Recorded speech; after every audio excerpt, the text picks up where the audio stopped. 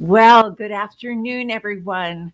Welcome to Heads Together. I'm Bonnie Low-Kramen, and this week I'm coming to you from New Jersey, where I'm originally from, and where we are it has just begun. You might have heard we're getting a monster snowstorm here, getting 2 feet of snow. So yay, came in just in time for that. And I am joined here by my wonderful assistant, Jen Wilner. Hi, Jen. Hi, Bon. So glad you came up and yeah, we're still virtual. We were supposed to work together today, socially distanced, of course, in the same space because we're from the same place. But alas, that isn't happening. So our listeners, our viewers are starting to come into the two Heads Together. We welcome all of you. Please share with us where you're coming from today. Oh, Denise Buckelman and Joy Myers and Stephanie Hand and Deborah Rodriguez, welcome. Deborah is coming to us from Belgium. It's so great to see that you're coming in from all over the world. We love having you here. And you've probably gotten the news that I'm going to be speaking with a person today who we all know very, very well and respect so deeply. She is one of the strongest advocates for the administrative profession. And I just want to allow folks to just come pouring in, whether you're listening on Facebook, LinkedIn, or YouTube. What a miracle that we can stream live on all of these platforms. It has been such a year, and I have to say this has been part of my learning curve, is to get fluent in platforms like StreamYard. Thank you, Jen, for that. My pleasure. You learned a lot about StreamYard this year. Absolutely. Never thought I'd spend this much time on producing, directing. Is it? I thought you were going to say, I didn't think I'd spend so much time in hair and makeup, you know. Well, that too, during a pandemic. So funny. So, look at everyone coming in. Welcome. Hey, welcome, everyone. Well, I want to give maximum time to our guest today. We have shared with the community that Lucy Brazier is joining us today for Heads Together for this special 1-hour session of this program.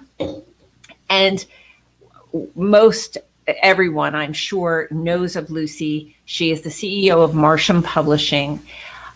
She is such a vocal advocate for all things about the administrative professional world.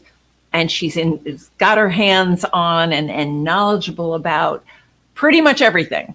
And I consider her not only one of my dearest friends, but I respect her so much. She is a colleague who I know has every assistant's best interests at heart and the leaders that you all support. So Jen, without further ado, let us please bring into the program Lucy Brazier, coming to us from Javia, Spain, her new home, where I have a feeling it's warmer in Javia than it is in New Jersey. I don't think that would be difficult. Hi, Bonnie. Hi, Jen. Thank you so much for having me. Hi, Lucy. Well, welcome. Oh, wow. We're so excited to see you. And as is everyone on the chat. You can see the chat on the side. And we're just going to jump right in. You know, for everyone here on the call, thanks, Jen, so much for helping us, and you'll be monitoring the chat behind the scenes, yes, right? So we'll be able to get to as many questions for Lucy as possible. If you can put them in the chat, Jen's going to be monitoring them while Lucy and I are going to be talking for a bit. I've got a few questions for her where we're going to be talking about a lot of different topics. And then you can ask your questions, you can give a comment, you can bring up something that we haven't touched at all. But wonderful. Before we went on the air, Lucy and I were remembering that we first got in touch in 2010. So Lucy, it's our 10-year anniversary. It is indeed. Just before the magazine launched, I believe that you sent me an article and I picked up the phone, and the rest is history. I mean, I think you came to London the following year for the conference, didn't you? Victoria Darrow invited you, and then from there we have just been in contact constantly. And it's wonderful to have somebody who is so supportive within the industry, you know, and to work with somebody that you trust so deeply. So, you know, we were both really ramping up our initiatives at the same exact time. You know, Be the Ultimate Assistant had just begun, and you were beginning the magazine. And that was, you know, you so graciously invited me to be a part of Executive Secretary Live, the conference that has, you know, you were at its height. You were up to how many a year Executive Secretary Lives? How many? Oh, 6. And actually, I have to say that despite the fact that this year has been very difficult, and for us, I have in March when we had to postpone Live, I was really, it has been good in some ways for the business to have me on the ground. You know, last year I spent 12 weeks in total in London. And other than that, I was traveling and speaking at conferences and meeting with your CEOs and meeting you. And it was just wonderful. But to actually have some time to work on the business rather than in the business has been very good. So let's talk about that. The year 2020 has been such a mixed bag, and so filled with highs and lows, and a lot of lows. So we are going to talk about the future during today's session, but for at least a few minutes, Lucy, can you reflect back to these months, to 2020, and tell everyone, give us your take on what's gone on and how is it setting us up for what's coming next? Oh, gosh. I think, you know, I've seen a lot of memes on Facebook that have basically said that this year has been a time to reflect and has been a time for us to get to grips with appreciating what it is that we have, and to have taken a step back. And, you know, right at the beginning of the year, we really had no clue. A very dear friend of mine said to me, oh, I'm hearing rumors about this pandemic coming, and I started stocking up my cupboards. And I thought, she's clearly insane, but don't worry about it. And actually, very shortly afterwards, the papers started reporting on the same thing. We went to South Africa, and in South Africa, there was nothing but talk about, were we actually going to see each other again this year? And it just seemed inconceivable. And we got back to London and we locked down very shortly afterwards. And, you know, it really has been an all hands on deck year, I think. Right at the very beginning, we obviously had Live a couple of weeks after we went into lockdown, and we had to pivot. It's a stupid word, that, but I can't think of any other one at this time of night over here. We pivoted very quickly and put on an event in June.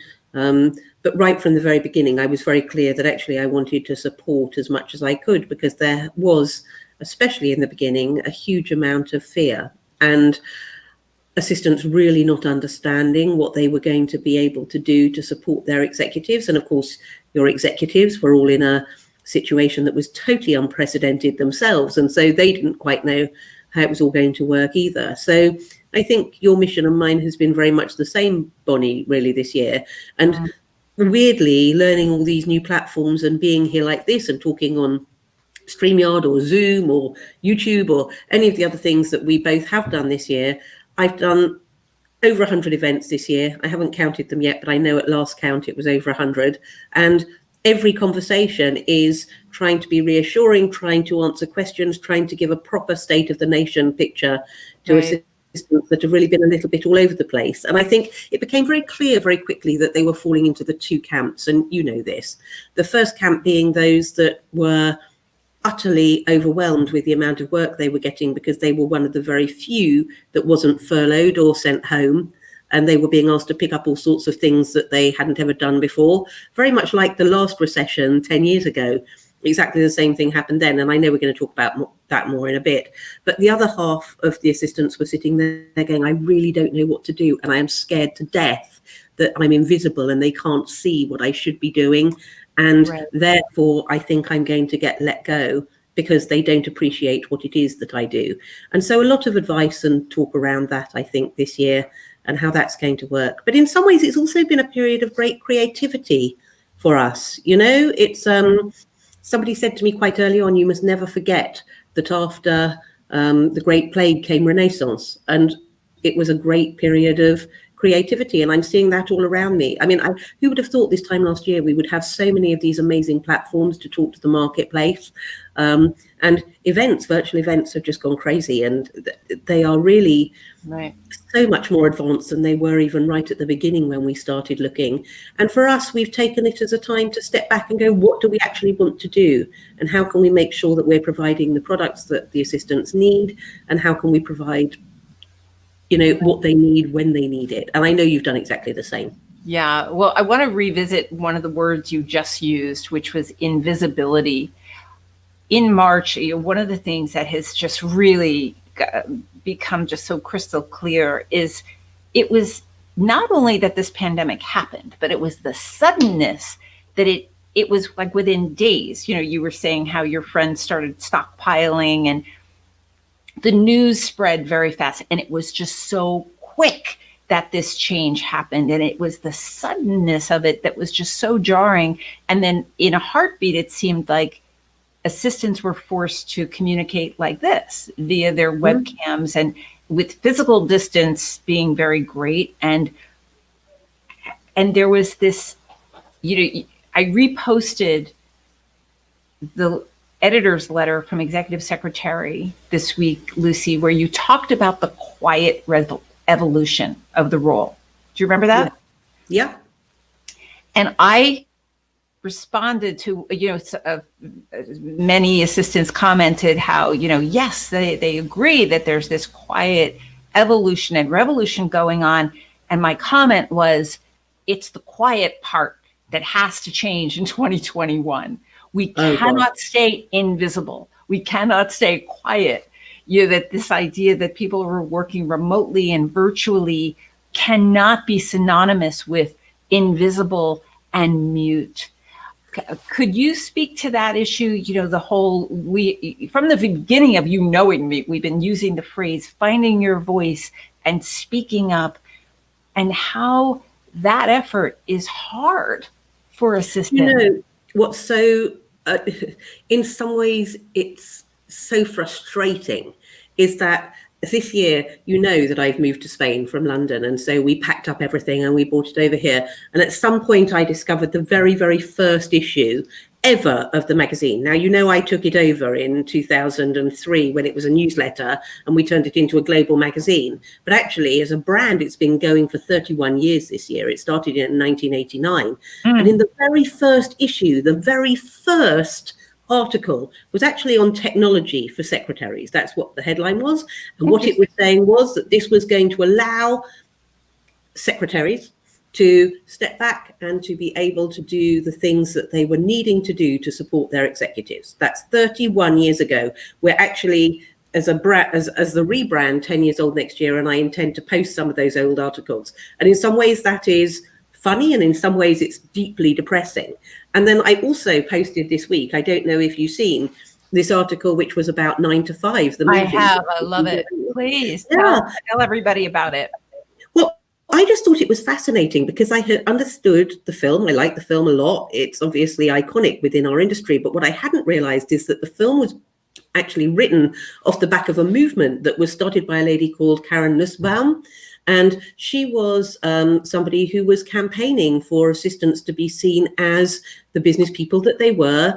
And she had what we would call now a hashtag, which was saying raises, not roses. And they actually went out with billboards and campaigned. And she actually said that they were putting together a union called District 925 for millions of clerical workers, because she realized that clerical workers across America were the biggest sector of the workforce. Now, that's something, I had thought it, but I hadn't actually had that clarified for me. And what she said was that it came at a really bad time, because it was at a time where suddenly there was a lot of backlash. And with that, combined with the rise of the union busting firms and the general decline of the US labor movement in the 1980s, it meant that it never really gathered any speed. But she felt if it had done, it would at that point in the early 1980s, so 40 years ago, have changed the world for assistants. So please, please, please, it's time. It's so time. And we're going to talk about 2021 in a moment. And I just think, really, we have got a chance here because it is time for change. The world is changing. The world of work is changing. Right. So what is one more change? And actually, the time is ripe for us to step up and to become the assistants that for 40 years we're talking about what you should be. So please help us to do it. We've got some things coming next year which will be amazing tools for you to do so. I don't want anybody writing in 40 years' time, they nearly did it, but not quite. Right. Right. And, let's just say it out loud. I mean, you know that I talk about this a lot, the idea that the profession at this moment is 95 to 98% female. And so we as females in general don't have the easiest time being our own advocates and tooting our own horns and expressing our value to HR and to our leaders, but we must find a way. I was reading an article in Fortune yesterday, Lucy, fascinating. They were interviewing many, many very high profile CEOs about 2021 and about what the workplace, what are the first priorities, what they should be for 2021. And it's so clear. One of the points they made was that the decisions being made right now and in these next few months could have repercussions for the next 400 years. Now, I know that's a big number, but that's actually the way I think that is possible, partly true anyway, that there's are wheels being put in motion right now that assistants should be part of that conversation is the point. And I know, Lucy, you agree with that as well. Totally. I don't know if you've seen the latest Future of Jobs report, because I've been bleating on for a little while about the 2018 version of the Future of Jobs report, but there's a new one that's just out, which takes into account COVID. And, I keep saying to you all, you have to step up and understand your businesses better and get into the strategic place within your businesses and really understand how your business operates, because automation is coming and AI is coming and it is going to take your job. At least it's going to take the task-based stuff. It's not going to take the strategic stuff or the person-based stuff. But actually that report really bears that out. It says that COVID has sped that whole process up massively. And if anybody's interested in that, then I will make sure that Bonnie is able to get that out to you. But it's the World Economic Forum Future of Jobs Report 2020 if you want to go and check it out. And that sounds really heavy. It's not heavy at all, actually. That if you go for the infographic, you'll get all the information like that. Right. It's really good. 50% of workers are going to need reskilling by 2025, totally. And the reskilling means training. It means professional development, specific and focused professional development for assistants, which up until 5-6 years ago was this crazy, radical, newish idea, which Lucy and I would be frustrated no end by, because of course we knew that assistants needed training. It can't be that you just get hired and it's like, okay, see you in 25 years without any training. I just don't understand why businesses can't get it through their heads that by training the assistants, it's not just good for the assistant, it's good for the business, because it drops directly to the bottom line and massively. You know what? We did some training 2 years ago now, where we trained a team of really top level executive assistants how to be more strategic. And we got people in from marketing and from finance and from sales and from procurement, and they came and they talked to them about what their roles were, and they taught them how to put together proper briefing documents and how to use the CRM properly and to make sure the data was right and how to do data analysis and how to really work in the business properly. And their executives' productivity went up by 28%. Now, if you times that by the executives' salaries on an annual basis, you're talking hundreds of thousands of dollars dropping directly to the bottom line, if not millions. So I don't understand why it's so hard for HR to see the value that assistants bring to the business when they're properly trained. And I do this conversation over and over and over again. You know, Bonnie, we've got a new sales team here in Spain. So listen, if anybody's phoning you and you see a +34 number, don't think it's some strange person phoning you. It's my sales team.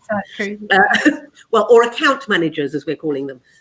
But they're really just there to help you. Anyway, so we're talking to a lot of HR departments at the moment. And when we talk to them and the learning and development people, they're saying, well, of course, we have internal training for assistants already. And I say, oh, lovely, how great. So what are you doing for them? And they say, well, you know, we've got a Microsoft program and we've got a leadership program and we've got a Google program and we've got, and I say, lovely. And what have you got specifically for assistants? Well, no, but we have a lot of generic programs. And I say, yes, I know. Do you have anything on how to work properly with an executive? Do you have anything on how to manage up? Do you have anything on managing different personalities? Well, no, but, and when you start talking to them about it, you can see the light bulbs come on as they suddenly think, gosh, actually, if we did this, it really would drop directly to the bottom line.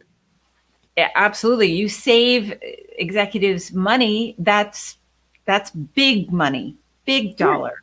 You save the money by saving the time. Yeah. So yes, this conversation absolutely has to happen. We as assistants, though, you know, you've traveled all over the world, as have I. It is that issue about finding our voices to advocate, to say what we need. Assistants have a responsibility, an obligation to say what we need, especially now. We can't wait for HR to recognize it, because HR is in chaos right now in general around the world.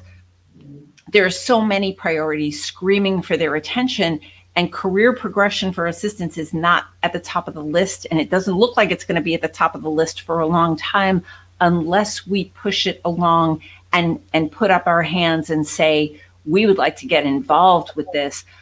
You know, from where I sit, it is the key to this. One of the keys to the problem is that we need to get better at saying what we need. As leaders in HR and leaders of companies say to me, Bonnie, if I don't hear any complaining, I don't think there's any problem at all.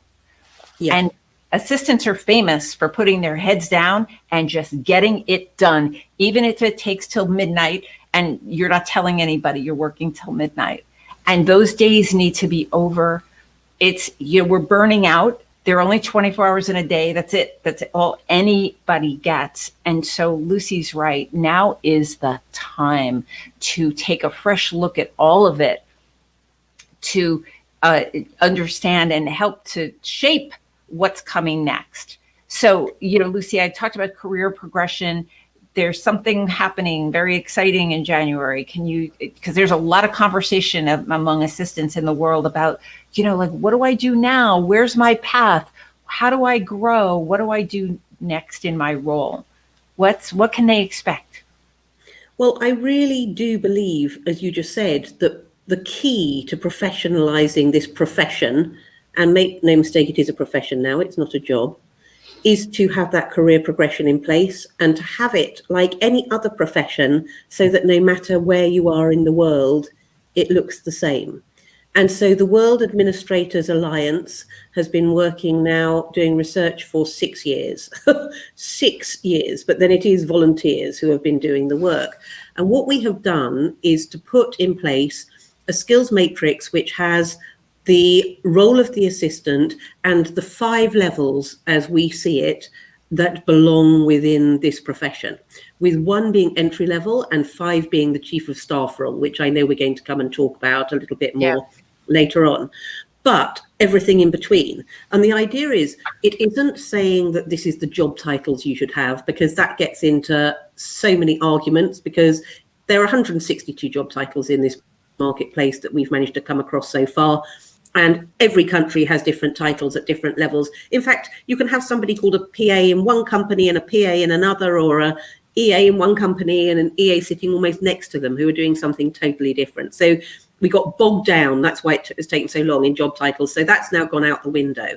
But what we are looking at is, what are the skill sets, not job descriptions, because the job descriptions, again, vary so massively even within company. But what are the skill sets for each level, so that you're able to see, well, where do I fit here? Well, I fit in a level 3, but I've got some of the level 4. So what do I need to learn in order to get to a level 4 or to a level 5? And the reason I think that that's so exciting is because I think what it means is that, well, firstly, let me say that it's the heads of the associations from all over the world that belong to the World Administrators Alliance. So once in January, this has gone out and it has all been agreed, the idea is that we all take it to government and say we're wanting it to be put into place so that it is right the way across the world, seen as what the matrix is. And we've got pretty much all of the big 4 now on board as well to roll it out to their clients and to talk to them about it, and various businesses that are waiting across the world for this skills matrix so that they can see how it looks.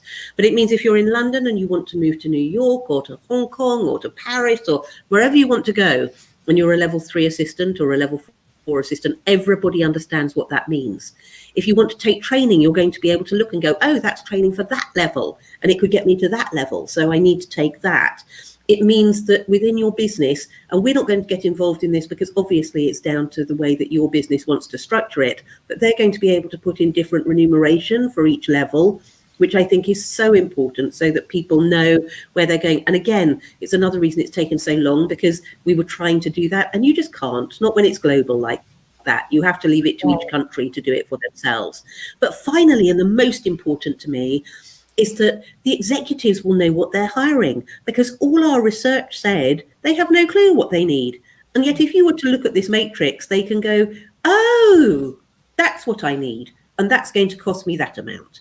And that's so important, because I think it just standardizes it across the world so everybody knows where they stand. Businesses, HR, your executives, and most importantly, you.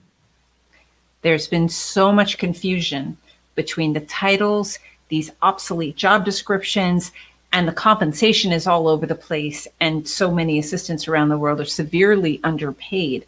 But how to move out of it? And so many of the government structures are also dealing with obsolete data. As in the article that I wrote that Totally. had an Executive Secretary magazine about how is HR really deciding how much to pay you. It really shouldn't be, a contentious them versus us setup, but that is how it's evolved. I certainly would like to see us move towards a new structure, a better structure that is more collaborative, because there's so much that assistants know that could be useful to HR and leaders. They just don't know it. And so something like this matrix is really going to help in the conversation. When can the community expect this, Lucy?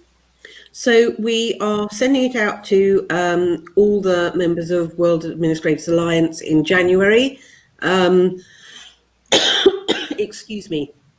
We're hoping first quarter. It may slip into second quarter. It depends what they come back with, as ever, when things are being done by committee. But we do all know how totally important this is. But it's going to happen in the first half of 2021. Is that fair? Very fair. Yes. You think that's fair? Okay. So for those of you who have come in fairly recently in the last few minutes, I'm here with Lucy Brazier, coming to us from Javia, Spain. We're talking about the future of the executive assistant profession. If you have questions, comments, put them in the chat. Jen, my great assistant, is monitoring them. And Lucy, we're going to open it up to questions in just a few minutes. Lucy, tell us, as you look ahead, what are you excited about and what are you worried about as we look towards this next year? Because clearly we have a lot of challenges in front of us. Can you talk through what are we looking at? Well, other than the very obvious ones, I am concerned that assistants have taken on all this work again for no more pay and with no more training. Oh dear, they're under the cosh. And really, they are trying really, really hard to keep up with the things that their executives are giving them. But it's like history repeating itself from 10 years ago. So please, please keep a note of all the things that you're doing that are outside your normal remit and the hours that you're doing. Not to ask for money now, because we all know that everybody is in a terrible situation right now. but afterwards you want to be able to go back and say, here is what I did. And if you don't note it down, you won't remember. That's the first thing I want to say. The second thing is that I actually think you have to, at this point in 2021, as Bonnie said earlier, just find your voice. Too many of you are hiding beneath the parapet and hoping it will all go away or that it'll sort itself out. It won't. Don't forget you're employed by your business, not by your executive. And really, your business is employing you to make sure your executive's time is freed up so that they can do the things they really need to do. Never been more important. Never been more important. And this year is going to be make or break for so many companies and for so many assistants if they can't see what it is that you're adding to the bottom line. So get out there, show them what you're made of. There's an enormous value right now to being the voice in the room that understands process and procedure. Nobody else does. I don't get it at all. I can do it if I really need to, but I'd rather stick pins in my eyes, and I'm sure Bonnie's the same. So having an assistant that takes that away from me and gets it done so that I can get on with the things that are of value to the business, so that I can be working. A CEO should be looking outwards into the world, not looking inwards to the business. And you should be the person who's doing the looking inwards into the business for them so that they can get on with saving the world. That's my advice to you for next year. Step up, look for ways you can add value and take on more responsibility, not more work. Yeah. Just but you know what? Let me comment on that a little bit, Lucy. You and I have been doing tons of webinars, lots of these kinds of events since March. Yeah. And what we're seeing, both of us, are assistants who have listened and taken the bull by the horns. And it's not the same for everybody. But I was just talking with an assistant this week who's been at her company for 19 years. And she's heard us speak, Lucy. And she decided to take the initiative. And what she saw was a need. All of these things come out of a need that is apparent. And the need she saw that was apparent is that nobody was wrangling the administrative staff. There was no chief of staff or administrative leader or team lead, whatever, the phrasing, the actual words differ from company to company. She raised her hand and put a proposal in writing to her leader to say, I see this need and I want to be that person. She had the experience, she had the desire, certainly. She might end up needing a little bit of extra training, but they are considering it. They're taking her seriously. And that's a solid example of someone an assistant who is seeing the reality of what's in front of us right now and saying, I believe I have an answer to that will make it better for the organization, the assistants themselves, the leaders. It's got to be what's in it for them. If you propose something, it's about proposing something that is of obvious value. And it's the whole finding your voice and speaking up. I know it's hard, and Lucy knows it's hard. But when you see a genuine need, the words will come because you understand it. This pandemic was probably easier on the assistants than it was on a lot of other people in the organization because you're so used to, moving on a dime. You're like, okay, plan A is not working. Got to go over to B and C and maybe D. Like that's how you think. So now it's about not only seeing and hearing everything, but now it's about saying and figuring out ways to say what you need. One of the things, Bonnie, just before you go on, that I loved in the last couple of weeks, it's been award season. And I always love award season. I always get asked to judge awards, and it's such a joy because you hear so many amazing stories. But there was this one woman this year who stood out for me. I mean, really so many amazing stories. But this one woman, she was a little unassuming woman, in her quite grey suit. And she came and she spoke, and she was the kind that people dismiss easily, right? Yes. She was one of what I would call the scuttlers. One of those people who keeps their head down and their shoulders, and they get around and they do their job, but they're not really. But she was being nominated because she had gone and put career progression in place for the assistants in her business. And I said to her, well, where did that come from? And she said, I don't know. It just wasn't fair. She said, I looked around the business and everybody else had got new career structures and they'd totally forgotten us. So I sat and I wrote it and I took it to HR and they looked at it and they were very embarrassed and they said, oh, yes, well, let's do it then. And all the assistants at her business had put her up for this award and she went and won it. And I was so thrilled because to me, we always, you and I, when we're live and when we go out into the world, meet these career assistants that are so passionate about what they do. And I love you all and I love seeing you and all that. But actually, to me, there's that other side of the assistant market who is never going to be that, who never put their heads above the parapet, who just want to get on with it on a day-to-day basis, and who do see it to a certain extent as a job. But this little lady just was like, enough. After however many years as an assistant, enough. I found my voice and I'm speaking up. And she won one of the biggest awards in the UK. Yeah. Give me an idea about how old you thought she was, Lucy. Well, I would have thought she was at least late 50s, early 60s. Okay. So that's where, you and I have talked about this endlessly. I don't want it to take you to mid 50s.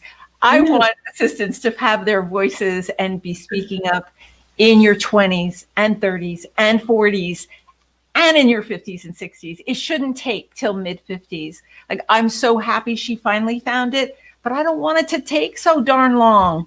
Right. It was like one of those films where somebody's dressed in quite a outfit and they suddenly break out and go into dance. That's what it felt like. It was brilliant. I loved it. And social media has really been a game changer when it comes to this. So these kinds of stories, I mean, you and I could go on for hours and hours about the kinds of things initiatives that assistants are stepping up and doing right now. And so, this is not a blanket statement like nobody's doing anything. Like, lots of people are doing things. But what we're also hearing is that there are layoffs and downsizing and furloughs happening. And unless we make it very clear what the value is of this role, then they may have we don't want to give any reason to let go of anyone of value at all. HR tells me they're working very hard to hold on to the high producers, the high performers. This is HR speak. High performers, high producers, you're that, and they're not going to lose you. Lucy, before we take some questions, can you just run down some of the incredible learning opportunities that you've created for 2021 so assistants can go to your website and check those out? Oh, bless you. Thank you, Bonnie. Well, 2021, we're back with Global and with Tech. And if you haven't seen either of those yet, they're both 48 hours of continual personal development for assistants. And they are at a very, very affordable rate at the moment. So go have a look. They'll get more expensive as we go up, but we've only just launched them. So when we haven't announced speakers yet. So if you want to get in there, and I know there are some people who are there in the chat who have been, so they can testify, I think, to what the events were. And they're all recorded because obviously it's hard to sit there for 48 hours. But they're recorded, right? You get 2 weeks afterwards to sit and watch them. So that I'm excited about the fact that those are back. I'm very excited about Parallel, which we have yet to fix a date for next year. But Parallel, Bonnie knows, but we'll be launching it properly in January. Came from an idea from Vicky Sokol-Evans, actually. We were sitting by a pool in South Africa with some of our very high-powered assistant friends. And she said, wouldn't it be wonderful if we could do something, all of us together? And we looked at the top 20 most influential people of our time, a list of them, and realized that we knew the assistants to 12 of them. So we thought we would do an event that wasn't just for assistants. It would be for the world's people who wanted to consume content and business people and goodness knows what. But all these people telling their stories about the top 3 lessons that they learned from working alongside the greatest people of our time. So people like Zelda Loconge, who looked after Mandela, or Marlee Schneider, who looked after Tutu, or Reggie Love, who looked after Obama, or Libby Moore, or Anne Hyatt, or Naz Bachetti, who looked after Steve Jobs, or there's just, It's an amazing lineup, and I'm very excited to bring it forward.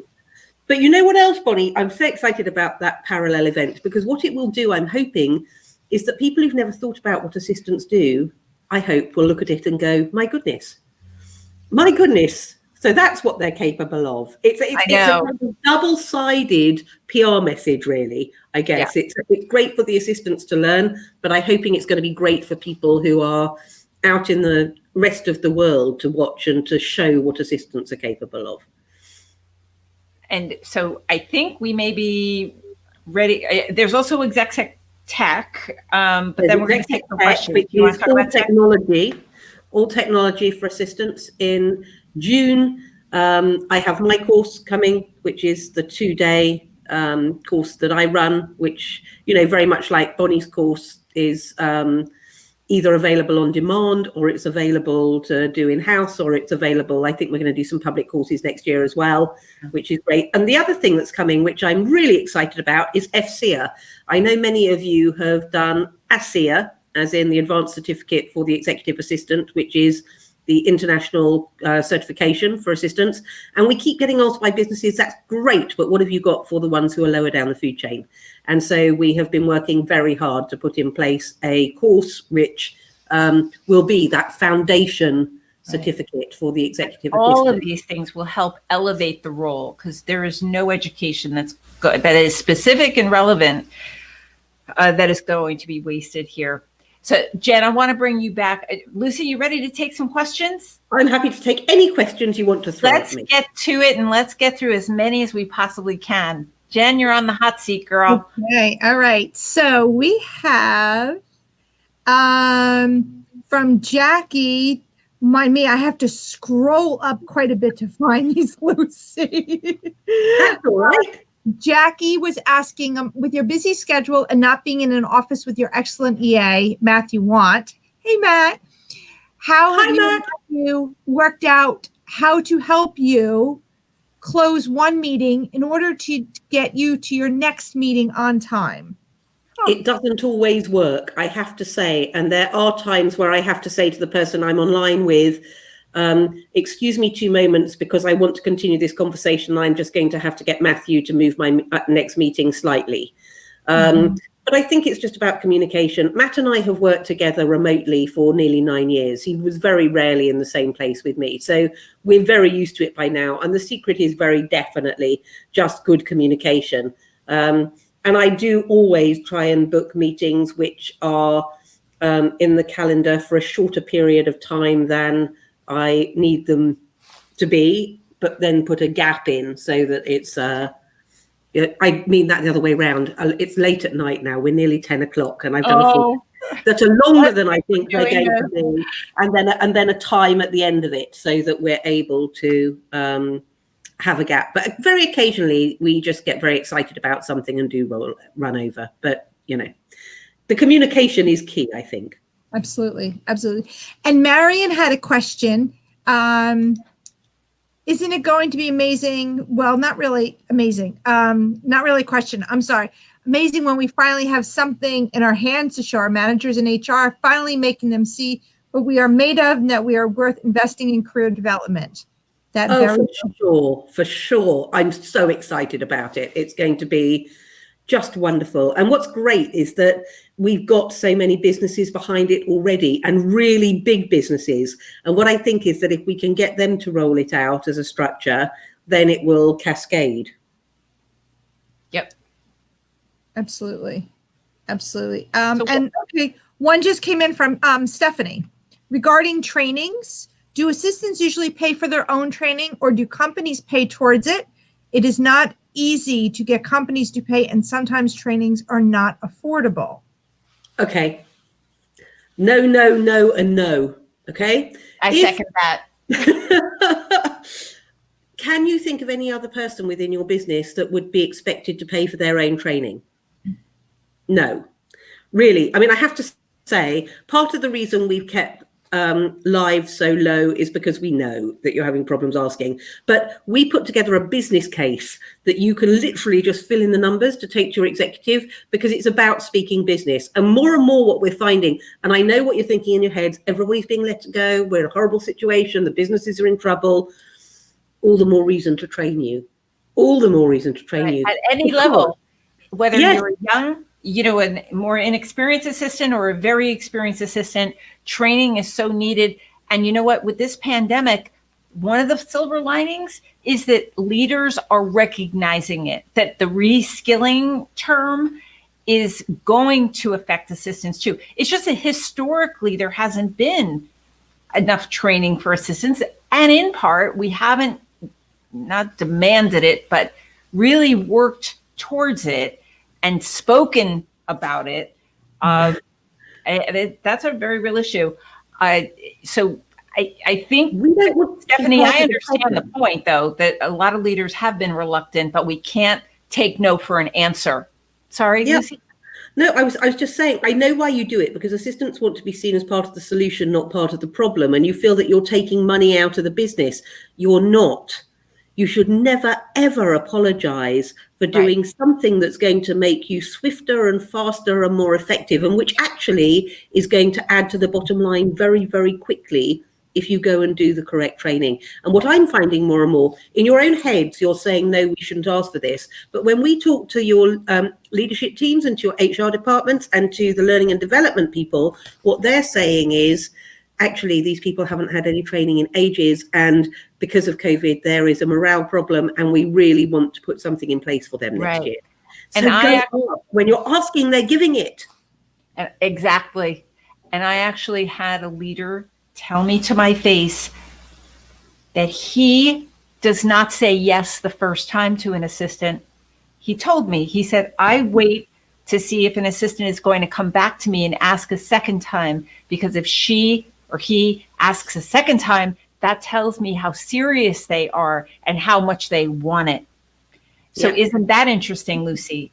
The idea that a lot of assistants would, like no is no. Like we're very rule oriented. We're very black and white. It's like no is no, but no isn't no.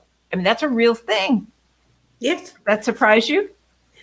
It doesn't surprise me, because I come in originally from a sales background, and in a sales background, they say that you have to have somebody say no to you 7 times before they say yes. So it's like being a small child asking for an ice cream. When we get old, we don't want, or older, we don't want to ask because we don't like being told no. The child's like, please can I have an ice cream? Please can I have an ice cream? Can I have an ice cream? Is it possible to have the ice cream? Until they say yes. And, I think we've just got to, be a bit more annoying and understand that it isn't being part of the problem if we ask for what we need to do our jobs properly. Right. And then there's that thing about the difference between, the annoying part is, are we assertive or are we aggressive? There's a big difference. And I think what we're talking about here is being assertive, to keep it detailed, fact-based data. And what's the ROI, the return on investment? Keep it put it in writing, keep with the data, and assistants all over the world are being told yes. So Stephanie, I really hope the tide is turning. I think it is. I really think it is. An assistant sent me this question, Lucy, saying that she is a team leader at her company. She has direct reports of other assistants. So she's responsible for motivating and coaching and encouraging and training, etc. And she is that person for them. She's saying that as a leader, who should she go to? Who do you go to, Lucy, for that kind of support? Oh, my word. Well, I mean, actually, there are various peers within the industry, yourself included, who I go to run things by and to say, am I losing the plot here? This is a bit of a mad idea. What do you think?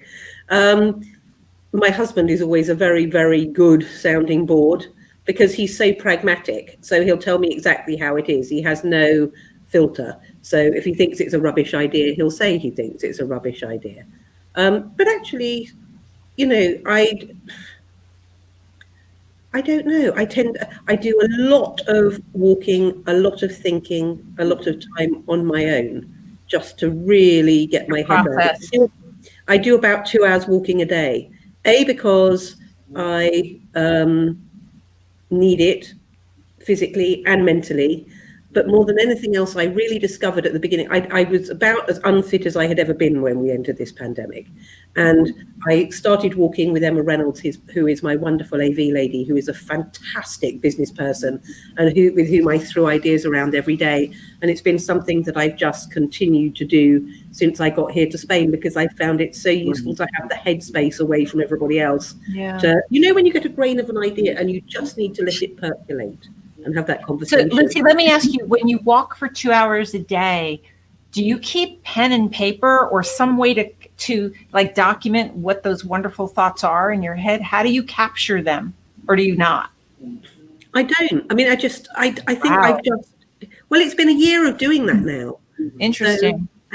Yeah, it's been a year of doing it. So I've kind of just got used to it. And I'll kind of take a topic for myself and think, okay, how are we going to do that? And I will think about that all the way that I'm walking. And then when I get to the end of it, I've kind of sorted it. And then I'm like, okay, so we can get on and do that now.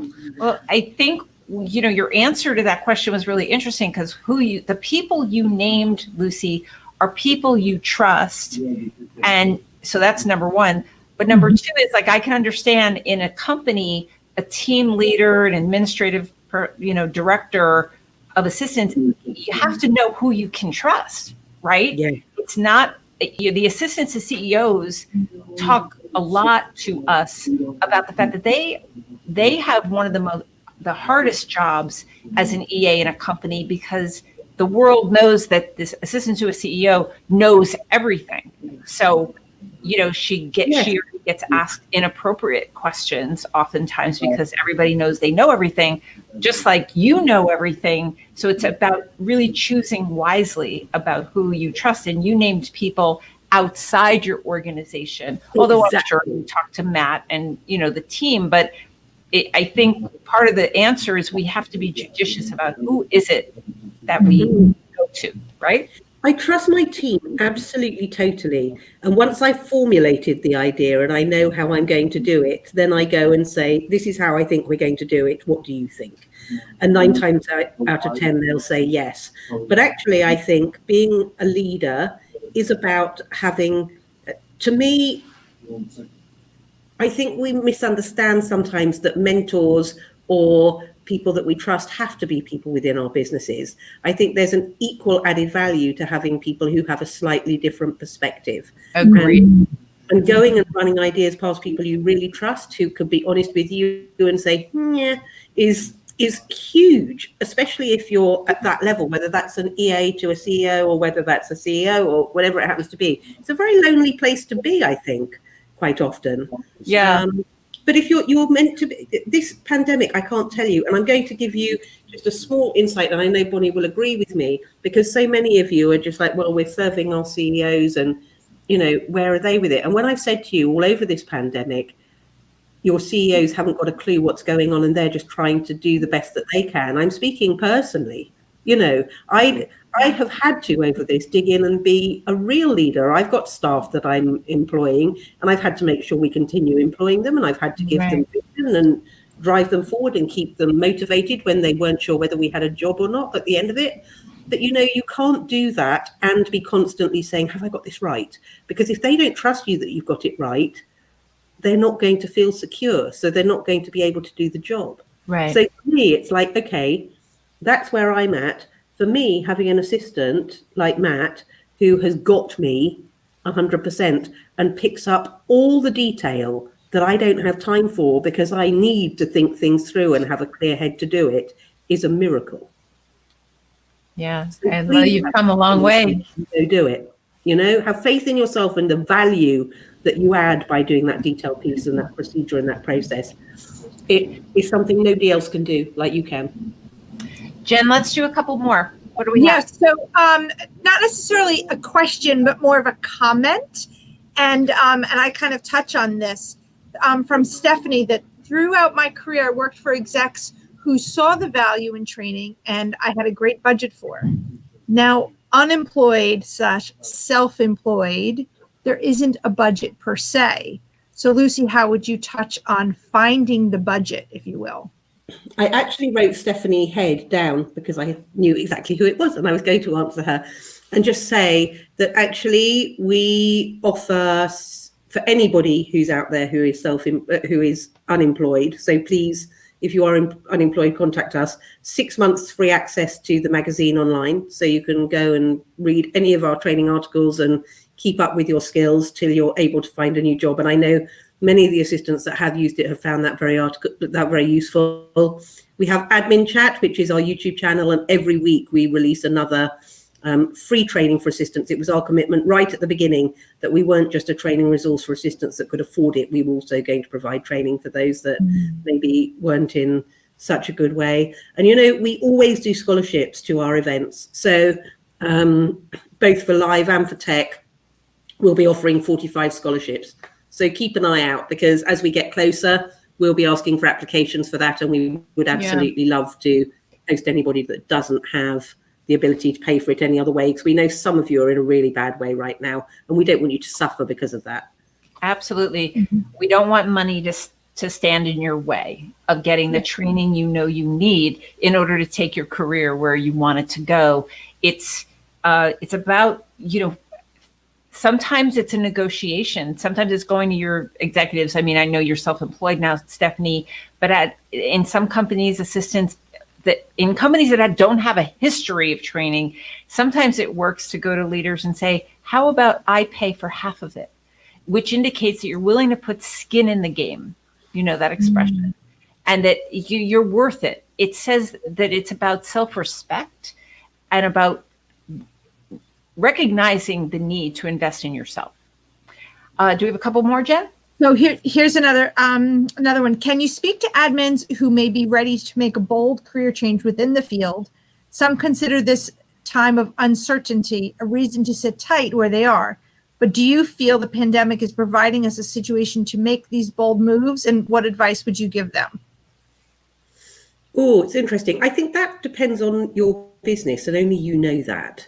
If you're in a great business and you are being looked after and you feel safe and you feel like later on there will be opportunities and it's worth riding it out, do it.